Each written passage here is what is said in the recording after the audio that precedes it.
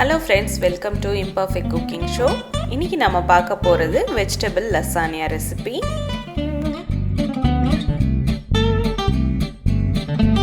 Please subscribe to Imperfect Cooking Show. இன்னைக்கு நாம பார்க்க போறது vegetable lasagna. இது ஒரு இட்டாலியன் டிஷ். நமக்கு எல்லாருக்குமே பீஸா ரொம்ப பிடிக்கும், பாஸ்தா பிடிக்கும். அடுத்தபடியா lasagna ரொம்ப ஃபேமஸான ஃபுட். இது எப்படி பண்றதுன்னு இன்னைக்கு பார்க்கலாம் நாம. First தேவையான பொருட்கள் என்னன்னு பார்க்கலாம்.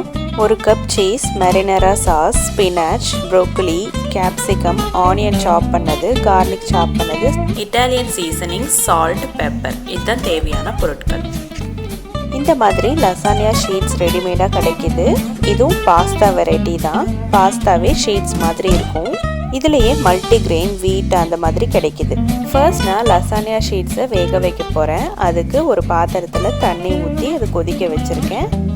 நல்லா இந்த மாதிரி கொதிக்கும் போது அதில் கொஞ்சமாக சால்ட்டு, கொஞ்சமாக ஆலிவ் ஆயில் சேர்த்துருக்கேன். இப்போ பாஸ்தா ஷீட்ஸை அதில் போட்டு நல்லா வேக வைக்கலாம்.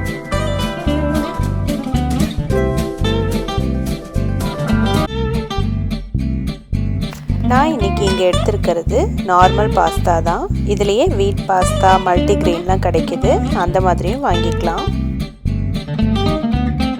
இந்த மாதிரி ரெடிமேட் ஷீட்ஸ் கிடைக்காதவங்க நார்மலாக நம்ம மைதா மாவில் கொஞ்சமாக உப்பு சேர்த்துட்டு சப்பாத்தி மாவு பிசைகிற மாதிரி பிசைஞ்சிட்டு நம்ம ரோல் பண்ணி ஷீட்ஸாக அந்த மாதிரி கட் பண்ணி கூட நம்ம சேர்த்துக்கலாம். அதை நீங்கள் இந்த மாதிரி வேக வைக்க தேவையில்லை, அப்படியே டைரெக்டாக ஷீட்ஸை லேயரிங் பண்ணுறதுக்கு யூஸ் பண்ணிக்கலாம். ஒரு 5 மினிட்ஸ் நான் மூடி வச்சு நல்லா வேக வச்சுருக்கேன். பாதி குக்கான போதும், நம்ம எடுத்து செக் பண்ணிக்கலாம்.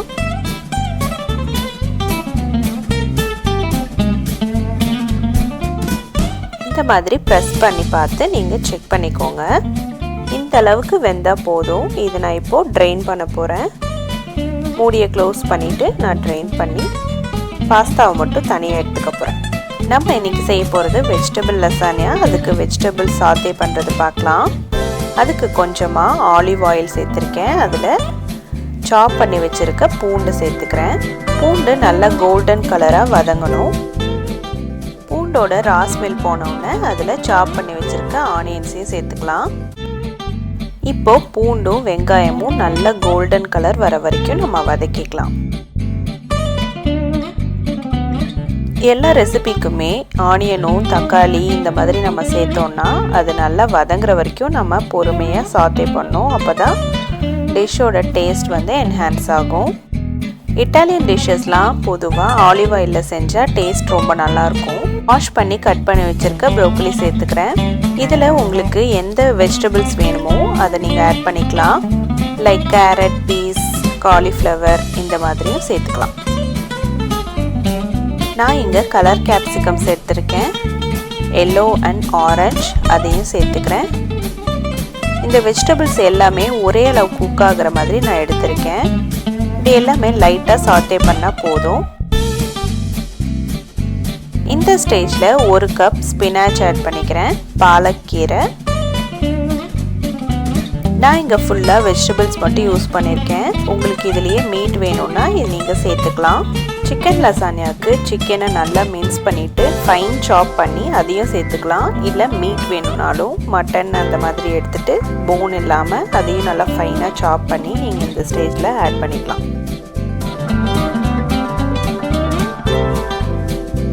ஸ்பினாச் வந்து பாதி குக் ஆகிற வரைக்கும் நம்ம வதக்கிக்கலாம். இதுலேயே வேணும்னா மஷ்ரூம் கூட நீங்கள் ஆட் பண்ணிக்கலாம். கொஞ்சமாக இட்டாலியன் சீசனிங்ஸ் ஆட் பண்ணிக்கலாம். ஆரிகானோ, பேசில், சால்ட், பெப்பர் இது மாதிரி ஆட் பண்ணி நல்லா மிக்ஸ் பண்ணிக்கலாம்.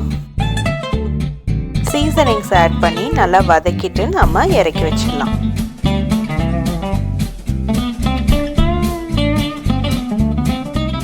அடுத்த ஸ்டெப் ஒயிட் சாஸ். அது எப்படி பண்ணணும்னு பார்க்கலாம். 2 டேபிள் ஸ்பூன் பட்டரை உருக்கிக்கணும். அதில் 4 to 5 tablespoon maida add பண்ணிக்கிறேன். நல்லா இந்த மாதிரி விஸ்க் வச்சு நல்லா மிக்ஸ் பண்ணிக்கணும். இதில் நம்ம காய்ச்சி ஆற வச்ச பால் சேர்த்துக்கலாம். நான் இங்கே ஒரு ஃபுல் கப் பால் சேர்த்துருக்கேன். இது இப்போ லம்ப்ஸ் இல்லாமல் நல்லா மிக்ஸ் பண்ணிக்கணும்.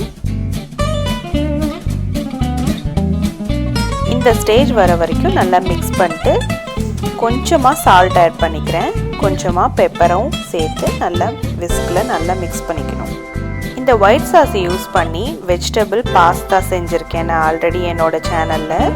அது பார்க்காதவங்க நான் லிங்க் கொடுக்குறேன், அதுவும் செக் பண்ணுங்கள்.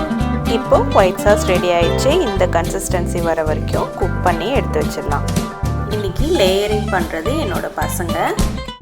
கீழே கொஞ்சமாக ஆயில் அப்ளை பண்ணிக்கோங்க. அதுக்கு மேலே அந்த ஷீட்ஸை வச்சுட்டு மரினரா சாஸை இது மேலே ஸ்ப்ரெட் பண்ணிக்கலாம். நான் இங்கே ரெடிமேட் சாஸ் தான் எடுத்திருக்கேன். இதை வீட்லேயே செய்யறதுக்கு 2 பெரிய தக்காளியை நல்லா பாய்லிங் வாட்டரில் போட்டு தோலை எடுத்துடணும். எடுத்துட்டு நல்லா மிக்சியில் போட்டு பியூரி பண்ணிவிட்டு ஒரு பேனில் கொஞ்சமாக கார்லிக் சாத்தே பண்ணிவிட்டு இந்த பியூரியை ஆட் பண்ணி அதில் கொஞ்சமாக பேசில், ஆரிகானோ, சால்ட்டு, காரத்துக்கு ரெட் சில்லி பவுடர், பெப்பர் சேர்த்து இறக்குனா சாஸ் ரெடி. அடுத்தது லசானியாவுக்கு ரொம்ப தேவையானது சீஸ். நான் இங்கே ஃபேட் ஃப்ரீ மில்கில் செஞ்ச சீஸ் எடுத்திருக்கேன். உங்களுக்கு வேணுனாலும் ஃபுல் ஃபேட் சீஸும் எடுத்துக்கலாம். எப்போவாது சீஸ் சாப்பிட்றது ஓகே தான். இப்போ செகண்ட் லேயராக நான் அந்த ஷீட்ஸை இங்கே அரேஞ்ச் பண்ணிக்கிறேன். தேர்ட் லேயராக பார்த்தீங்கன்னா ஒயிட் சாஸ், நம்ம செஞ்சு வச்சுருக்க ஒயிட் சாஸ் ஆட் பண்ணிவிட்டு அதுக்கு மேலேயும் கொஞ்சம் சீஸை ஸ்ப்ரெட் பண்ணிக்கலாம்.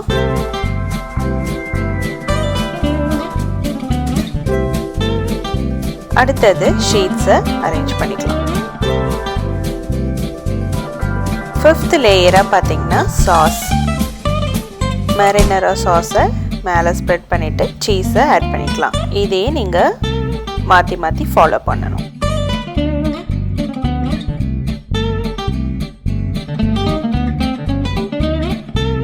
அடுத்த லேயர் லசானியா ஷீட்ஸை அரேஞ்ச் பண்ணிக்கலாம். இதுக்கு மேலே நம்ம செஞ்சு வச்சுருக்க வெஜிடபிள்ஸை சேர்த்து நல்லா ஸ்ப்ரெட் பண்ணிக்கணும்.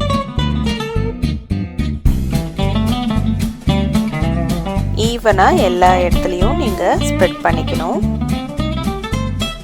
இதுக்கு மேலேயும் கொஞ்சம் சீஸை ஸ்ப்ரெட் பண்ணிக்கலாம். இந்த மாதிரி ஃபேட் ஃப்ரீ சீஸ் எடுக்கிறனால கொஞ்சமாவது கில்ட்டி இல்லாமல் நம்ம சாப்பிட முடியும்.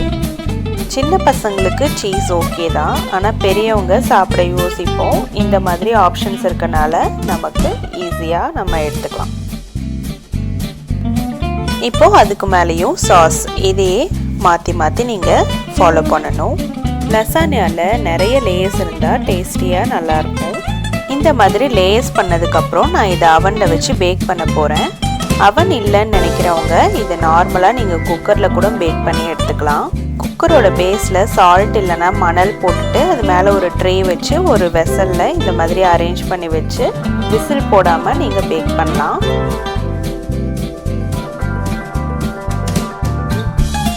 இப்போது இதை ஒரு ஃபாயில் வச்சு நான் க்ளோஸ் பண்ணிடுறேன்.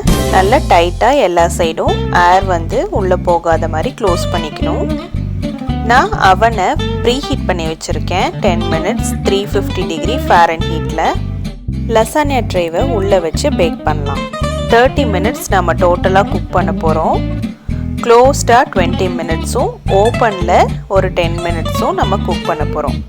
ஓப்பனில் நான் ப்ராயில் மோடில் வச்சுருக்கேன் 450 degree ஃபாரன்ஹீட்டில். டாப்பில் அப்போ தான் சீஸ் நல்லா இந்த மாதிரி கோல்டன் கலர் வரும். இப்போது லசானியா ரெடி ஆயிடுச்சு. அது எப்படி வந்திருக்குன்னு பார்க்கலாமா? வாவ், சூப்பராக இருக்குது பார்க்கவே. எத்தனை லேயர்ஸ் இருக்குது பாருங்கள், நல்ல சீஸியாக இருக்குது. இது பார்க்க நல்லா இருக்க மாதிரியே டேஸ்ட்டும் அவ்வளோ சூப்பராக இருக்கும்.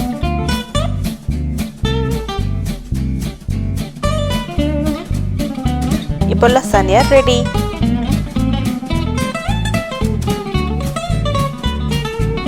இது நீங்கள் கண்டிப்பாக வீட்டில் ட்ரை பண்ணி பாருங்கள். Thanks for watching. See you in next video. இது வரைக்கும் என்னோட சேனலை சப்ஸ்கிரைப் பண்ணாதவங்க சப்ஸ்கிரைப் பண்ணுங்கள். பக்கத்தில் இருக்க பெல் ஐக்கானையும் ப்ரெஸ் பண்ணிக்கோங்க. அப்போ தான் நான் போடுற வீடியோஸ் உங்களுக்கு நோட்டிஃபிகேஷனில் வரும்.